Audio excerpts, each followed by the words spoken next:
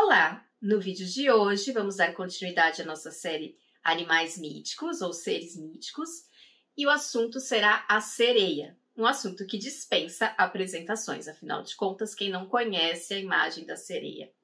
Vamos ver se a imagem que nós conhecemos sempre foi assim mesmo. Na realidade, a mais antiga representação de algo que começou a formar essa ideia da sereia pode ser atribuída à deusa Atargates.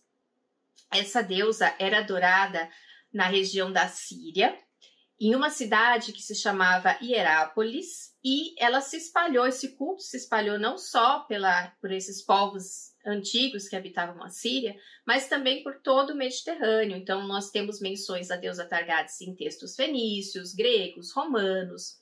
Foi um culto realmente muito popular. Ela era uma deusa muito importante para esses povos da Síria, era conhecida em Roma como a grande deusa síria. Nessa região ela era conhecida como a brilhante, o brilho do mar, a grande mãe, e o nome dela, Atargates, significa realmente algo como deusa peixe, porque ela era retratada muitas vezes como metade mulher, metade peixe. E ela era uma deusa que cuidava, então, de todos esses povos. Ela era considerada a grande sacerdotisa, aquela que traz fertilidade, aquela que traz fortuna, aquela que cuida. Então, ela tinha essa imagem feminina de grande poder e fertilidade. Os seus cultos, tanto em Hierápolis como em Palmira, por exemplo, que é uma outra cidade próxima, eram muito procurados, não só pelas pessoas que viviam nas proximidades, mas havia muitas peregrinações de outras regiões, por exemplo, do Mediterrâneo, que iam para esses templos para participar de rituais e de festividades que honravam Atargates. Então, havia pessoas que cuidavam especificamente desses cultos, né, sacerdotes, sacerdotisas. Era um culto muito voltado para o feminino, né, dessa deusa, e também envolvia uma série de mistérios, uma série de atitudes, como, por exemplo, se abster de comer, se abster de dormir, várias coisas que eram muito intensas, ocorriam nesses cultos, e as pessoas iam lá para pedir para essa deusa, então, a fertilidade toda que ela poderia trazer para todos eles. O consorte da deusa Atargates era o deus Haddad, e os gregos, né, por essa deusa ter ficado tão assim famosa, eles começaram a fazer um sincretismo com deuses deles também. Então, às vezes eles ligavam a Atargates a Afrodite, às vezes a Atena, às vezes a deusa Hera, que é a esposa de Zeus. Então, eles diziam, por exemplo, que Atargates seria Hera e que Haddad seria Zeus. Existem algumas lendas sobre Atargates. Uma delas diz que ela teria nascido de um ovo que foi colocado próximo ao rio Eufrates e teria sido chocado por pombas e cuidado por peixes. Então, as pombas e peixes eram animais que eram ligados a Atargates, e as aves e os peixes são animais ligados à figura da sereia, como a gente vai ver mais pra frente. Outro mito liga mais diretamente a imagem de Atargates à imagem de Afrodite, e conta que Afrodite e seu filho Cupido, ou Atargates e um de seus filhos, estavam fugindo de uma divindade que os gregos chamaram de tufão, né, do vento. E para fugir do tufão, eles se jogaram no mar e se transformaram em peixes. Algumas variações dizem que eles foram ajudados por peixes. De qualquer forma, estes peixes, depois disso, ascenderam aos céus e formaram o que hoje nós conhecemos como constelação de peixes. E pelos peixes serem sagrados para Atargates, tanto que em seus templos havia grandes piscinas, grandes lagos construídos com peixes, as pessoas que eram devotas de Atargates não podiam comer peixe, né? Algumas pessoas dessa região da Síria não comiam peixe por causa disso, e seus sacerdotes também se abstinham de comer peixe. Além desse sincretismo com deusas gregas, Diodoro, que foi um historiador grego, também conta que Atargates era conhecida na Grécia como Deserto ou Dequertus. E que havia uma lenda sobre ela de que ela era uma mulher comum, que tinha se apaixonado por um homem também comum, só que esse amor não era aceito pela sociedade. Eles acabaram se envolvendo, esse homem acabou sendo morto, sendo jogado no mar para se afogar. Ela ficou desesperada, se jogou atrás dele, já grávida, e foi transformada pelos deuses em uma mulher metade peixe, metade mulher, né? Uma sereia, Atargates ou Deserto. E depois ela teve a sua filha. O nome dessa filha é Semiramis. Esta filha é uma rainha assíria muito famosa, é um personagem histórico real, que se utilizou de todo esse nascimento mítico dessa história para legitimar o seu trono, o seu reinado como um ser mítico. Isso era muito comum na antiguidade. Eu falei para vocês que as sereias são ligadas tanto aos peixes quanto às aves. E por que isso? Porque existe também na Grécia a figura da sirene. Em inglês fica um pouco mais fácil, porque a sereia seria mermaid, que é a dama do mar, e a sirene seria a siren. E o que é isso? E por que dá essa confusão? E por que essas duas figuras se interligam? E até hoje se debate se elas seriam a mesma figura ou não. Porque elas aparecem em livros. O mais famoso deles é a Odisseia, de Homero, em um momento em que Odisseu ou Ulisses, né, que está fazendo lá a sua peregrinação pelos mares, tem que passar por uma ilha cheia dessas sirenas. Então, Circe, que é uma feiticeira com quem ele estava ficando, estava morando em uma das ilhas e depois resolveu seguir o seu caminho, avisou para ele, olha, se você for por aqui, você vai ter que passar pelas sirenas, não vai ter jeito, e as sirenas são seres que cantam e ninguém consegue, nenhum homem na Terra consegue resistir ao seu canto e eles ficam hipnotizados e eles se jogam ao mar e morrem. Aí Odisseu ou Ulisses disse, tudo bem então eu que sou assim, grande herói da história, eu vou fazer o seguinte, eu vou colocar cera de abelha em todos os ouvidos de todos os meus marinheiros, eles não vão escutar mais, como eu sou o grande ícone aqui da masculinidade, eu vou pedir para eles me amarrarem no mastro, porque eu vou ouvir a voz das sereias, das sirenas, e eu vou dizer para eles que não adianta eu querer sair, que é para eles não me soltarem, porque eu quero passar por isso e eu vou conseguir. E ele passa, consegue. Só que na Odisseia, Homero não descreve as sirenas. Ele não fala que elas são parte ave, parte pessoa. Elas podem ser, na verdade, parte peixe, parte mulher. A gente aqui ficou achando porque a palavra sirena é também usada na Argonáutica, e que é outro livro muito famoso da Grécia, escrito por Apolônio de Rhodes.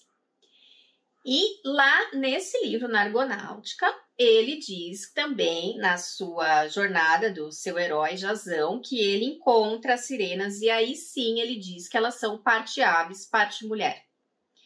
Essas sirenas parte ave, parte mulher também aparecem nos mitos ligados a Perséfone e sua mãe Deméter, porque Deméter teria pedido as sirenas ou criado as sirenas para que fossem buscar Perséfone, que tinha sido raptada por Hades. Aparecem em outros mitos também, nos quais Hera, por exemplo, a deusa Hera, faz com que as sirenas, que são então cantoras, tenham uma disputa com as musas, que também são cantoras da música, enfim, elas aparecem em outros lugares, como esses seres parte ave, parte mulher. E pode ser que seja realmente uma representação do mesmo ser, porque também a sereia é ligada a essa questão do canto, da música, né? Que ela canta e que o seu cantar encanta os homens e que esses homens se jogam no mar e que alguns falam que elas se alimentam desses homens ou que então seria só para matar esses homens. Mas aqui a gente já vê uma coisa interessante. Olha a diferença da deusa Atargates, que era uma deusa do sagrado feminino na região da Síria, que era adorada, que era ligada à fertilidade, que era ligada à abundância, que os peixes, né? Os peixes são ligados a essa ideia de abundância, de fertilidade, então ela era metade peixe, então muito fértil, cuidava de sua cidade, para uma entidade que na Grécia passou a ser chamada de Cirene e que era uma entidade sedutora que com sua voz tirava a paz dos homens e matava estes homens. A gente tem que pensar que a Grécia, na sua grande maioria, era composta por cidades-estado, por pequenas sociedades que eram patriarcais. Em muitas dessas cidades, na grande maioria dessas cidades, a mulher não tinha muitos direitos. O homem era um ser considerado mais, vamos dizer, mais evoluído, entre aspas, do que a mulher para os gregos. Por exemplo, em certas épocas em Atenas, a mulher não era considerada nem cidadã, não podia nem votar, nem fazer nada. E em muitas das cidades gregas, ela era um ser de segunda classe. O homem é que era o mais importante. Então, essa ideia da sereia que vai te seduzir e que é uma maldade feminina que tem que ser controlada e que o grande Odisseu consegue porque ele é o mais forte, o homem mais forte, não sei o quê, é uma visão masculina, é uma visão de uma sociedade patriarcal. Então nós temos aí duas coisas que estão pesando na imagem que está sendo construída da sereia e a gente vai ver como que isso vai se desenvolver para a sociedade ocidental.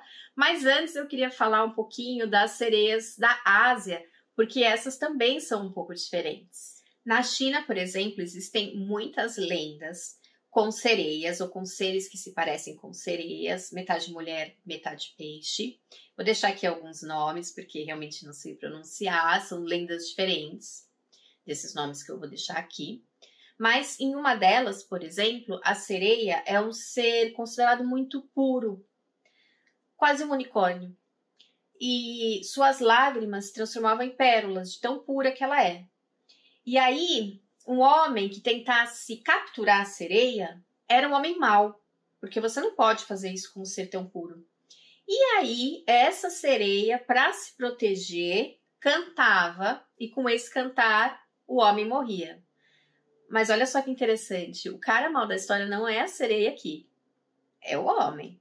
No Japão, nós temos esse ser que é a Ningyu, ou algo assim, que é metade mulher, metade peixe, né? Mas é vista mais só com a cabeça da mulher e com o corpo inteiro do peixe. E que também era considerado um ser muito especial, porque se alguém se alimentasse da sua carne, viveria para sempre. Se alguém conseguisse alguma coisa desse animal, alguma parte desse animal, ele teria muito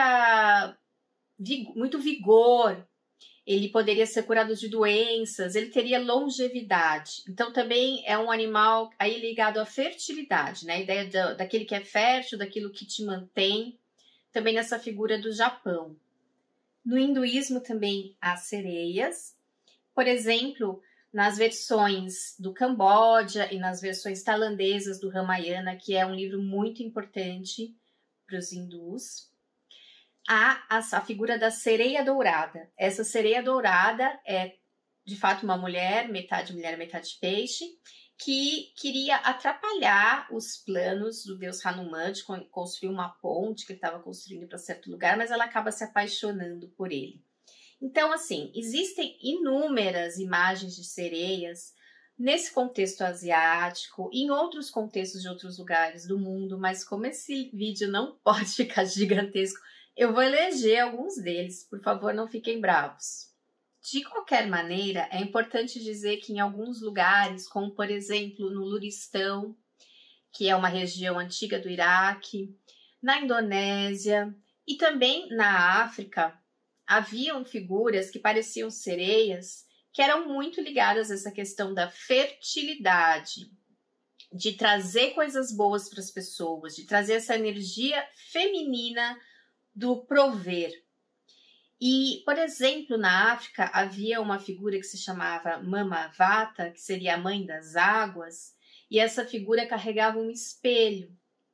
e este espelho é o que ela usava para ver o passado e o futuro. E essa ideia da sereia carregando um espelho, ela foi também se disseminando ali no Mediterrâneo, ali na Ásia, ali nas partes superiores da África, e foi formando também certas ideias que iam dar aquela ideia da sereia medieval, que é o ponto mais importante na história da construção da imagem da sereia. Importante não de importância histórica, mas importante para nós aqui no Ocidente, porque é a partir daí que a gente vai formar a nossa ideia da sereia. É a partir desse contexto medieval. Então é parecido nesse ponto com a história do unicórnio. Lembra do vídeo do unicórnio? Tá aqui se vocês quiserem ver. Quando chega a época medieval, começam a surgir livros que eram chamados de bestiários. E antes do bestiário surgiu um livro grego que se chamava Fisiologos. Esses livros eram muito famosos durante as épocas medievais, porque eles eram utilizados pelos nobres, pelas famílias nobres, para estudar, e esses estudos eram feitos para saber quais os animais existiam no mundo. E tinha todo tipo de coisa nesse livro, tanto animais que existiam como animais que não existiam, como por exemplo o unicórnio e a sereia. E aí, nesses livros, nesses bestiários, começa a ter então uma descrição de quem seriam essas sereias, que vai tanto se basear nessa ideia dessa sereia que tem um espelho, que vem dessa imagem africana, como principalmente nos contos das sereias que os gregos espalharam, dizendo que elas cantavam e que elas matavam os homens. Então, a partir desse Fisiologos, começou a se formar a ideia de que a sereia, de fato, era metade mulher, metade peixe. Em alguns desses, Fisiologos é um livro só, bestiários. Em alguns desses bestiários, ela aparece ainda como metade pássaro, metade mulher, porque justamente eles estavam lendo e buscando fonte ali nos contos gregos. E em alguns deles, eles começaram a misturar, então ela era metade pássaro, metade peixe, metade mulher, mas com o tempo ela acabou sendo só metade mulher, metade peixe, e tendo essa ideia de que a gente tem hoje. Então, aquela sereia segurando o espelho, segurando o pente. E o que isso quer dizer? Deixou de ser essa coisa bonita, africana, de que ela viu o passado e o presente, de que ela era poderosa, de que ela era uma deusa, para a sereia, ela mata homem. Então, olha, é coisa do demônio. Então, olha, ela é muito vaidosa. Então, olha, nenhuma mulher pode ser vaidosa, porque Deus me livre, isso é coisa do demônio. Então, o que ela passou a ser? Uma personificação de uma mulher sedutora, de uma mulher que não era o que a igreja queria, de uma mulher que não era a imagem cristã que a igreja medieval buscava. Então, ela era um ser mítico que poderia sim existir, porque estava lá no bestiário, então eles acreditavam que existia, mas que os homens tinham que tomar muito cuidado, porque de fato era uma coisa do demônio. Como a gente sabe, não é porque a igreja cristã profundamente castrou as pessoas de sua liberdade nas épocas medievais, que essas pessoas se tornaram completamente distantes do seu passado, entre aspas, pagão, ou seja, distante das sociedades, das culturas que tinham muitos mitos, que tinham muitas histórias, das quais elas eram herdeiras também. Então, a ideia da sereia continuou a ser contada em contos de fada, em inúmeras histórias. Era uma figura muito famosa na Europa. Os pescadores, os marinheiros costumavam dizer que eles tinham capturado as sereias e que as sereias davam para eles poderes e faziam tudo o que eles queriam. Então, essas histórias continuavam acontecendo e a sereia era um ser que já era muito importante nas mitologias celtas, seres que se pareciam com sereias. Então, principalmente nas Ilhas Britânicas, onde essas culturas celtas elas puderam se desenvolver por um pouco mais de tempo e tiveram raízes que até hoje estão presentes na Inglaterra, na Irlanda, na Escócia, ali surgiram diversas lendas, fábulas sobre as sereias. E uma das mais famosas é a Melusine. Melusine é uma das sereias mais famosas da Europa, dessa época, né? Então, a história começa, na verdade, com sua mãe, que era Presine. Presine estava numa floresta, ela era ali um tipo de fada, um tipo de divindade ali que não era humana, e encontrou o rei da Escócia. O rei da Escócia se apaixonou por ela, quis muito, muito se casar com ela. Ela já era uma coisa meio sereia, não dá para entender muito bem. Ela fala, olha, tudo bem, me caso com você, mas você não pode nunca entrar no meu quarto quando eu estiver me trucando, ou quando eu estiver tendo as minhas filhas, enfim, os mitos variam. Aí ele, tá bom. Aí ela teve 3 filhos com ele, e em um dia ele resolve que ele vai entrar no quarto dela quando ela tá se trocando. Provavelmente ele viu que ela era uma sereia, né? Ela ficou muito brava e foi embora com as filhas para Avalon, aquela cidade mágica, mítica dos contos do rei Arthur. E aí, quando as filhas cresceram, Melusine era uma delas, Melusine ficou sabendo do que o pai fez e com muita raiva foi atrás do pai e para punir o pai. E aí a mãe não gostou disso, falou que ela devia respeitar o pai, independente do que ele tinha feito, e colocou uma maldição na Melusine. Falou que a partir de agora ela ia se transformar em tais e tais dias da semana em metade mulher, metade peixe, ou em algumas variações do mito, metade mulher, metade serpente. E nessas versões ela tem então 2 caudas de sereia, que é exatamente aquele ser, aquela figurinha de sereia com 2 caudas que aparece no símbolo da Starbucks, é a Melusine.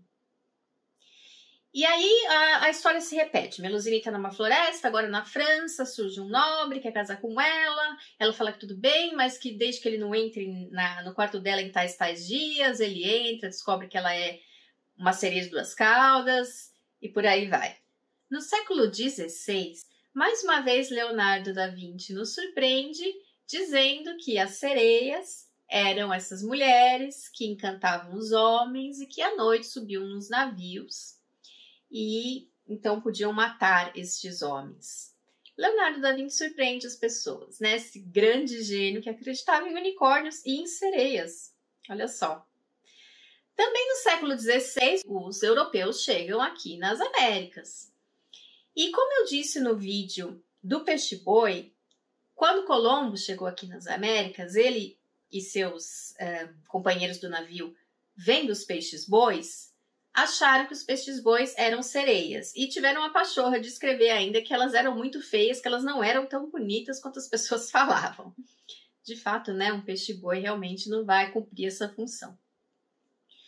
E também no século XVI, quando os portugueses chegam aqui, eles começam a ter contato com os indígenas. E tendo contato com os indígenas, eles começam a ter contato com as suas lendas. Uma dessas lendas é a lenda do Upupiara, que era uma lenda tupi de um homem que era metade peixe e que devorava os pescadores, devorava todo mundo que entrava no rio. Então ele era uma espécie de sereio, vamos dizer assim. E com o tempo, os portugueses eles trouxeram uma lenda que era a mãe d'água, que era uma sereia que, como a gente sabe, viu na Europa, as lendas das sereias eram muito comuns. Então era uma sereia que também seduzia e devorava os homens. Então imagina-se que essa fusão dessa ideia portuguesa da mãe d'água com o Pupiara, que era tupi, deu no século XVIII, mais ou menos, deu-se na criação da Iara, que é a sereia Iara, que fica então nos lagos, fica nos rios doces, a Iara, né? E que sai das águas e seduz os homens e também os mata. Também, para contribuir com essa imagem da Iara, no século XVIII já haviam aqui, claro, os africanos que foram trazidos em circunstâncias terríveis, mas que estavam aqui, que trouxeram suas lendas, seus mitos, sua religião.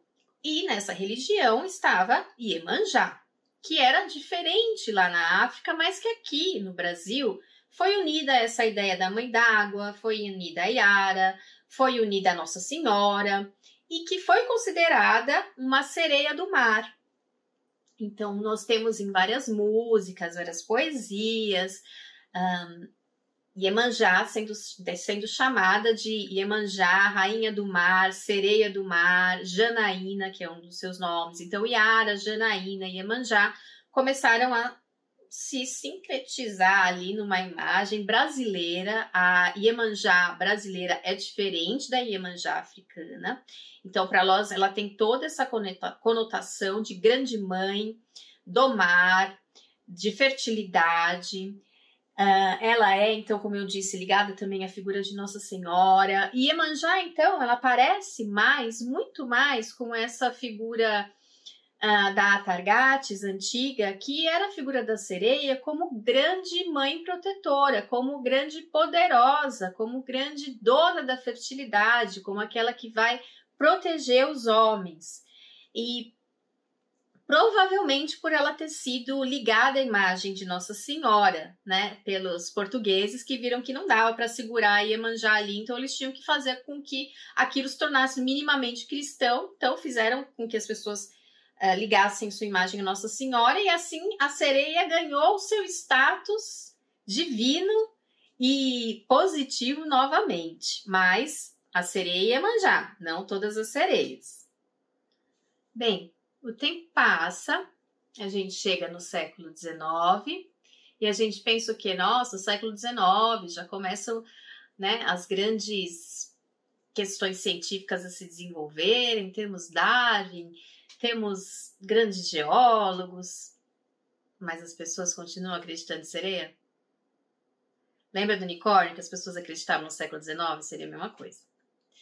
Principalmente, mas não só, em cidades menores e principalmente, mais uma vez, na Grã-Bretanha. A Grã-Bretanha é separada da Europa e é toda rodeada de mar. Então, a figura da sereia sempre esteve presente, como eu disse, em seus mitos, e ela faz parte da vida das pessoas. Não dá para separar os povos que moram ali de histórias de sereias. Na Irlanda, era muito comum que as pessoas acreditassem que sereias saíam do mar e que para sair do mar elas tinham que ter uma espécie de chapeuzinho mágico e que se um homem roubasse esse chapeuzinho mágico, e aliás, quando ela saía do mar com esse chapeuzinho, ela estava transformada numa mulher, então dava para você perceber que ela era uma sereia. Mas se o homem soubesse, ele roubava o chapeuzinho e casava com essa sereia e tinha filhos com essa sereia, e esses filhos depois podiam fugir para o mar, e assim, essas histórias elas se repetem muitas e muitas vezes na Irlanda, eram muito comuns ainda no século XIX, eram tão comuns que os padres das igrejas da Irlanda às vezes debatiam se era bom que os homens se casassem com sereias, porque as sereias não tinham alma, mas se a sereia casasse com um homem, ela podia ter alma ou não, será? E talvez seria bom, porque isso traria para esses filhos uma genética melhor. Esse tipo de debate, se uma sereia poderia ficar com um homem ou não, ele não estava restrito a cidades pequenas ou só a estes padres de igrejas menores, muito pelo contrário. A ideia de pensar se uma sereia pudesse existir ou não, ela também permeava os debates científicos da época. Darwin, antes de escrever o seu famoso livro A Origem das Espécies, antes de se tornar um adulto, ele, com 13 anos de idade, ele já começava a imaginar que talvez as sereias pudessem ser um elo perdido entre o peixe e o homem, porque afinal de contas a vida vinha do mar, ele já estava ligado nisso, ele já entendia que, né, a vida tinha saído do mar e vindo para a terra de uma forma geral, então será que o homem também não foi assim? Então ele era uma criança que desde essa época já tinha esses pensamentos e ele se propôs com 13 anos de idade a criar uma teoria de que talvez a sereia fosse um elo perdido. Bom, ele era uma criança, mas isso não acontecia só com crianças, não. Muitos cientistas da época chegaram a pensar, né, todos baseados na classificação de Linneu, que é o responsável pela classificação científica que a gente tem hoje, né, por ter cunhado os termos que nós utilizamos hoje, aqueles termos em latim, sabe, os nomes das espécies. Foi o Linneu que cunhou esse uso, né, que consagrou esse uso. E mesmo Linneu tinha deixado ali em dúvida se poderiam existir sereias, e muitos pesquisadores da época, pesquisadores sérios, ficavam pensando onde iriam se encaixar as sereias, porque as pessoas, elas realmente diziam que encontravam sereias, os pescadores diziam, era uma coisa comum. E começou a se especular, né? Então, imagens como essa, por exemplo, começa a especular, será que tem sereia? Elas são como esses peixes estranhos que a gente não encontra muito, será que elas moram nas profundezas, por isso que a gente não vê? Ou será que as sereias, na verdade, vêm dos mamíferos, porque afinal nós somos mamíferos, então será que elas não são uma coisa meio foca, ou mesmo meio peixe-boi, ou dugong, que é um animal que se parece com peixe-boi? Então, esses debates, eles de fato existiam. Agora, também existiam as famosas fake news da época, né? As farsas. E uma das farsas mais famosas é a sereia de Fiji. Sim, esse bichinho lindinho que vocês estão vendo aqui foi metade de corpo de um macaco que foi costurado com uma metade de não sei o que aí. E ficou parecendo, né? Então, uma sereia. Esta coisa foi colocada num museu na década de 1840 em Nova York, como se fosse real, e não foi o único museu que fez isso no século XIX. Existem muitas coisas como essa, e as pessoas, né, iam a um museu confiando que aquilo era algo real, né, mas era uma coisa falsa que alguns museus mal intencionados faziam simplesmente para ganhar dinheiro com as pessoas que iam lá. Bem, de qualquer modo, o século XIX continuou propagando a ideia de que a sereia era uma mulher sedutora e, portanto, perigosa, porque era muito poderosa e poder não era coisa para mulher, né? No século XIX também. E a literatura do século XIX, ela coloca essa mulher, que é um ser sedutor e perigoso, em certas situações que ela vai ser punida. Porque para a moral cristã ainda do século XIX, é interessante punir esse tipo de mulher que quer poder.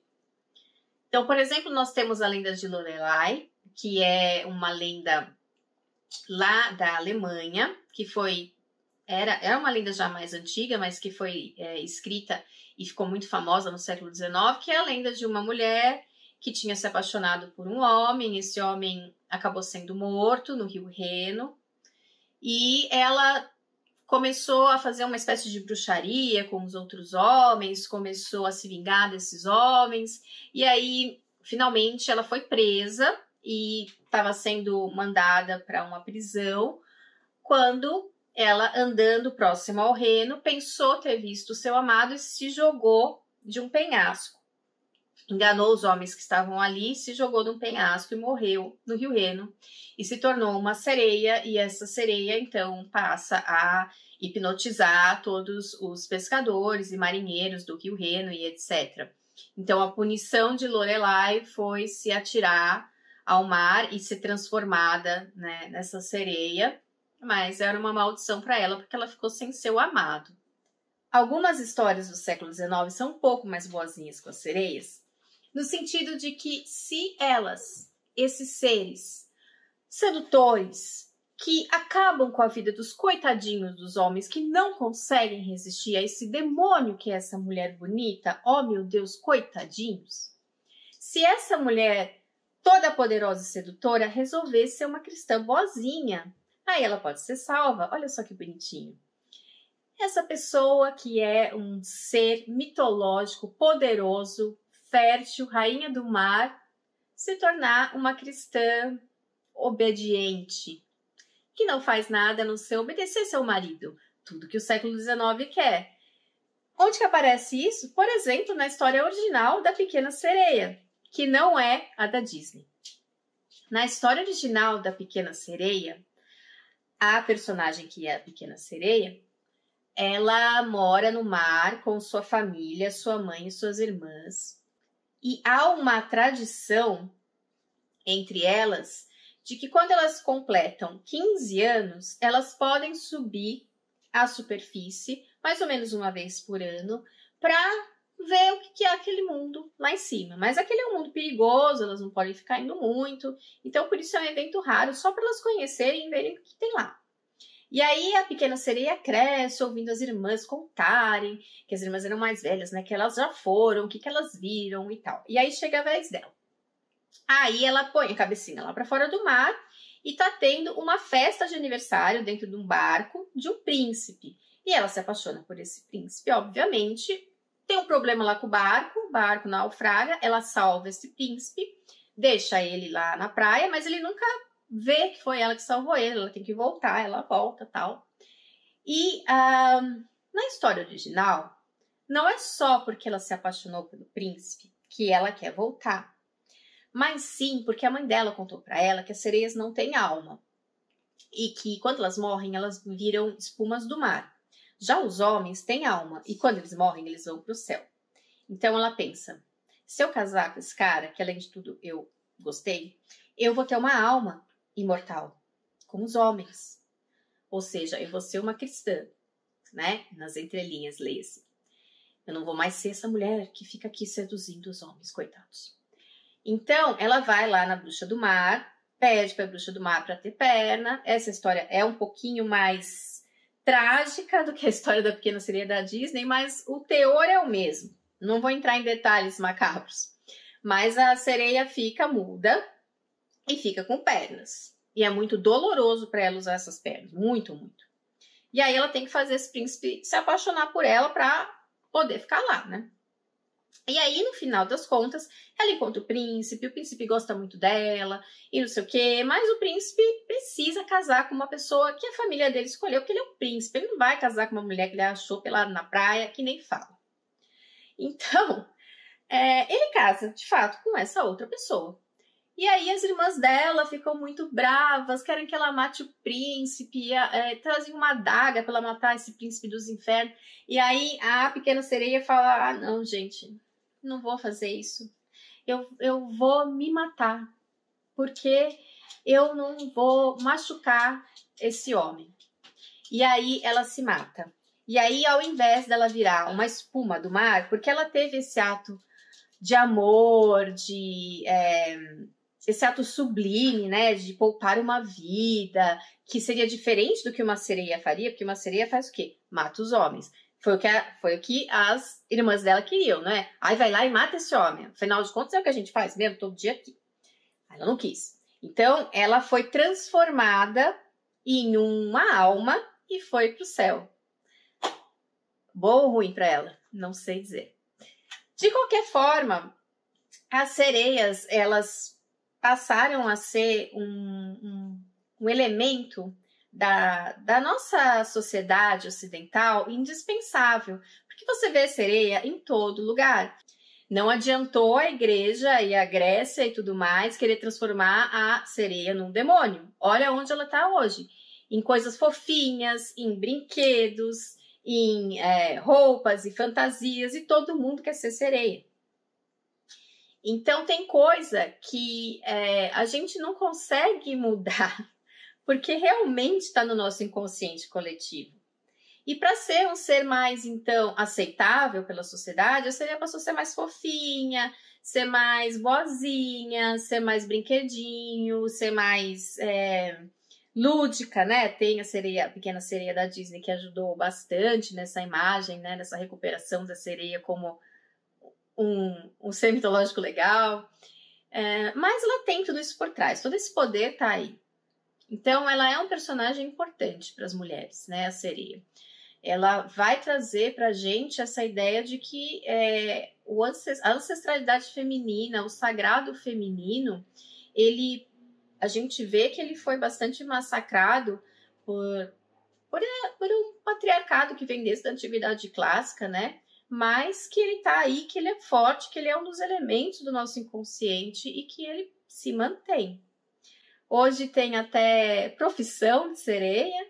A gente pode ver várias pessoas que são profissionais, que se vestem de sereia e sereio e que animam aquários, festas de aniversário. Tem isso como profissão e é super difícil. Eles têm que ficar muito tempo sem respirar embaixo da água. É uma coisa assim incrível. Então, pessoas hoje vivem de ser sereia. Então, vou terminar esse vídeo Espero que vocês tenham gostado da imagem da sereia, espero que vocês a vejam agora como um ser poderoso que ela era no começo, um ser do sagrado feminino, um ser que traz a força da feminilidade para o mundo e não mais como um ser que, ai, coitadinho dos homens, tem que, né? Ai, não posso resistir, meu Deus, a gente tem que controlar isso. Não se controlem, sejam sereias. Até semana que vem com um novo animal ou ser mitológico.